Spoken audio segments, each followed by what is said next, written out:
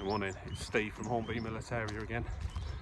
This morning I'm on the Worcestershire-Warwickshire border between the villages of Withall to the west and Earlswood to the east. The reason I'm here is because on the night of the 10th of May 1941, the people of Earlswood, which is over there, were kept awake by a Heinkel HE111 that circled these fields a number of times. This was a H-8 variant of the Heinkel HE111. It had a metal triangle attached to the front, designed to cut through barrage balloon cables whenever it encountered one. The pilot, Oblt Johann Speck, was no stranger to the kind of operation they were on, a sort of a lone wolf raid. They detached from the main bomber force before they reached the coast, the rest of the bomber force hitting London. But Speck and his crew flew northwest towards Birmingham because their target was an aluminium rolling facility in the Birmingham suburb of Woodgate Valley called Birmetals.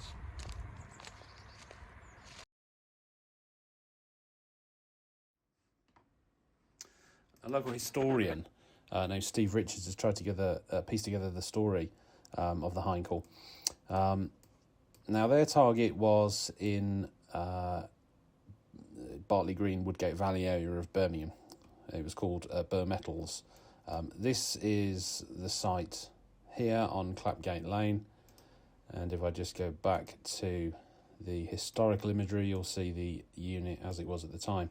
So that there is Birmetals. You can see it's got the old camouflage on it.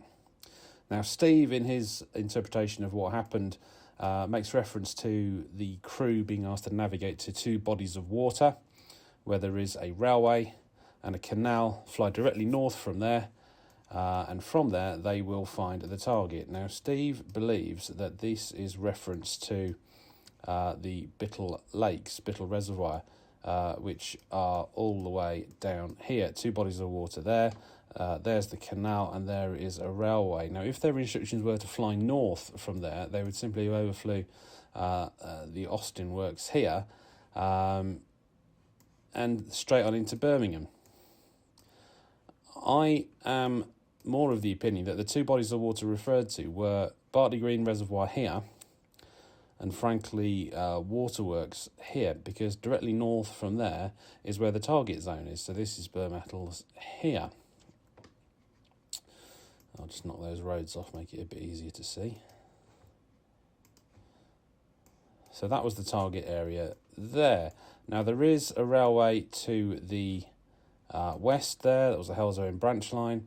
And there is a canal which is here. It's underground for a certain part here, but you can see it at this end and over at this end. So there is a canal in proximity. And also it's very close by to what was Birmetals. Now, as it happens, the aircraft flying north ended up finding Earlswood Lakes. This is this body of water here and this body of water here. And there is a railway nearby as well.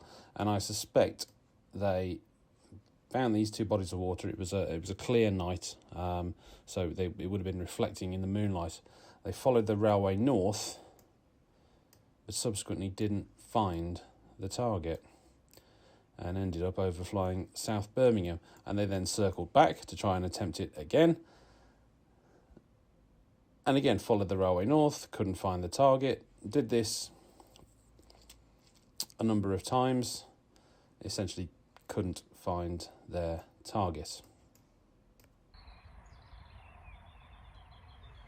Johann Speck and his crew circled the field 4 times. They went quite wide, at least on one circle. Went as far as the Acots Green suburb of Birmingham, which is quite a way to the northeast of here. On the 2nd and 3rd time, they were spotted by a searchlight battery at Fulford's Hall Farm, which is the farm building just beneath the tree line there. I don't know exactly where the searchlight battery was there. I assume it was a sandbagged emplacement, so there'd be nothing really visible. If anyone does know exactly where, I'll be very interested to know. But on the 4th lap round, the front of the aircraft was caught in a searchlight from the searchlight battery there.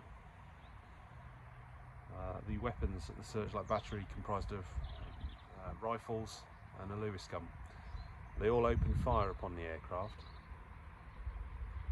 The aircraft was quite low at this time. It was reported being about 500 feet. And unfortunately the pilot was killed outright by a rifle bullet. The aircraft plunged down into the field just here. Unfortunately 3 of the 4 crew members were killed.